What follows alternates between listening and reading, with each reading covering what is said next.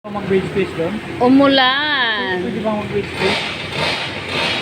Doon po rin. Anong po rin? Umulan. Bumagyo. May bagyo daw, Agnoy. Agnoy ba yon? Abnoy?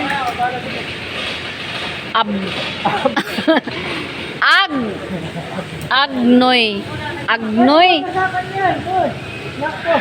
Basa na si Bernard. Yun, tumakbo. Madali, baka hanapin ng asawa. Ayan na sila.